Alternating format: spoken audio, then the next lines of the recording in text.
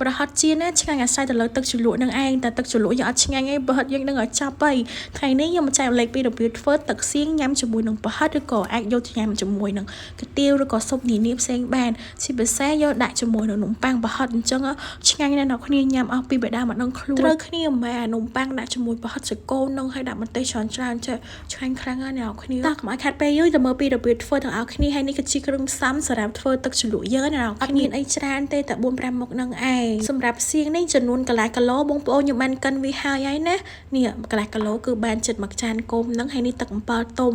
ហើយទឹកម្ទេសជាមួយនឹងខ្ទឹមសយើងនឹងឯងជាដំបូងធ្វើការអំពុកខ្ទឹមសវាឡើងឈ្ងុយសិនណាបងប្អូនតែកុំយកក្រហមខ្លោចពេកយកធំពងកន្លះប៉ុណ្ណឹងទៅ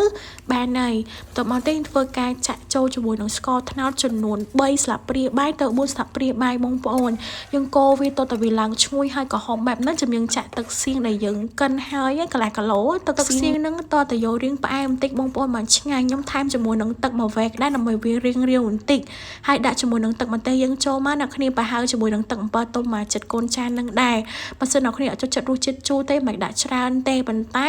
ទឹកសៀងនេះខ្ញុំយករបៀបថារៀងជូរតិចតិចប្រៃផ្អែមអញ្ចឹងណាបងប្អូនខ្ញុំដាក់ជាមួយនឹងប៊ីចេង1ស្លាបព្រាកាហ្វេរ៉ូឌី2ស្លាបព្រាកាហ្វេម្ទេសហុយ3-4ស្លាបព្រាកាហ្វេដូចគ្នាដើម្បីឲ្យវាមានរសជាតិហឹរក្នុងទឹកសៀងយើងអញ្ចឹងណាវាមានរសជាតិកាន់តែឆ្ងាញ់ហឹរផ្អែមប្រៃជូរទៅឆ្ងាញ់ជាងកូរល្បាយទឹកហ្នឹងឲ្យវាចូលគ្នាមកណាអ្នកគ្នាហើយការបាក់ភ្លើងហ្នឹងកុំប្រើភ្លើងខ្លាំងពេកបានល្មមបានហើយប្រយ័ត្នតែវាខ្លោចឈាមអត់ឆ្ងាញ់ហើយខ្ញុំរំងាស់វាចោលហ្នឹងរយៈពេល10នាទីដើម្បីវាដាច់ទឹកហើយវាឡើងខាប់ល្អបងប្អូនយើងធ្វើតើវាដាច់ទឹកឡើងខាប់អញ្ចេះបានយើង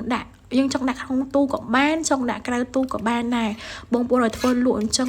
ច្រកវាដាក់កន្លឲ្យស្អាតអញ្ចឹងមកដាក់ក្រៅទូក៏បានដែរយើងគ្របវាឲ្យចិត្តអញ្ចឹងមកឆ្ងាញ់ណាស់បងប្អូនអើយទឹកសៀងហ្នឹងហើយទឹកសៀងហ្នឹងយើងអាចយកទៅឆឹងប្រហិតក៏បានដែរបងប្អូនទៅនេះឲ្យហ្មងដឹងឲ្យឆ្ងាញ់ហើយធ្វើទឹកជ្រលក់ហើយកុំឲ្យខាតទិញសាច់គោកន្លះគីឡូអាទុយអញ្ចឹងយកមកចៀនញ៉ាំមកដល់គ្នាយើងប្រើខ្លាញ់ឲ្យរៀងច្រើនទៅយើងចៀនត្រឡប់ប្រែបន្លាប់អញ្ចឹងទៅឆ្អិនហើយប្រហិតសាច់គោហ្នឹងអត់ចៀនយូរទេបងប្អូនតែប៉ុណ្្នឹងយើងលើកចេញមកបាននិយាយមែនណាប្រហិតសាច់គោហ្នឹងខ្ញុំចូលចិត្តញ៉ាំហ្មងអ្នកនរគ្នាដាក់ជាមួយនំប៉័ងរត់តែឆ្ងាញ់តែបើបងប្អូនចង់ចៀនប្រហិតក្រហមឬក៏ឈីម៉ូនស្រួយប៉ាតេ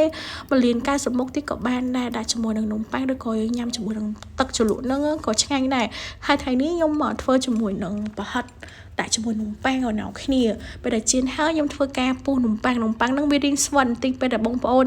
យកមកដាក់ប្រហិតយកវាទៅអាំងបន្តិចផងវាឡើងស្រួយខ្ញុំពុះវាអញ្ចឹងទៅខ្ញុំលាបទឹកសៀងដែលខ្ញុំធ្វើហើយមុនហ្នឹងបងប្អូនលាបលើនំប៉័ងសហ្នឹងទៅយកដាក់ប្រហិតប្រហែលគ្រាប់ក៏បានដែរដោយដាក់ឲ្យកាន់តែឆនកាន់តែឆ្ងាញ់បានទេជាមួយនឹងបន្លែប្លុកដឹងមានតសក់ជាមួយជីរណាហើយជីពងទាកូននោះដាក់ត្រូវគ្នាណាអ្នកគ្នាដាក់តែជី3មុខនឹងមកឆ្ងាញ់តែណាអស់ឃើញថាប្រហិតតិចពេកថែមប្រហិត4-5គ្រាប់ពីលើនឹងទៀតមកដាក់ជាមួយនឹងទឹកសៀងយើងចេះទៀតអ្នកគ្នាឲ្យជាតិសាហាវទិញគេមកដើម2005ញ៉ាំមកដែរថាឆ្អែតមិនគេដោយសារតែគេដាក់ប្រហិតតិចពេកដល់ពេលធ្វើខ្លួនឯងចានេះដាក់ប្រហិតឡើងចង់20គ្រាប់ឲ្យដឹងដើម្បីឲ្យមានរសជាតិកាន់ឆ្ងាញ់រោយជាមួយនឹងម្ទេសហើយឬក៏ម្ទេសឆាទៀតមកអ្នកគ្នារត់តែឆ្ងាញ់មុនហ្នឹងធ្វើហើយញ៉ាំអស់នឹង2ដើមមួយឆ្ងាញ់ពេកជក់មាត់នឹងទឹកសៀងហ្នឹងឲ្យដាក់ជាមួយនឹងនំប៉័ងប្រហិតអញ្ចឹងត្រូវគ្នាម៉ែ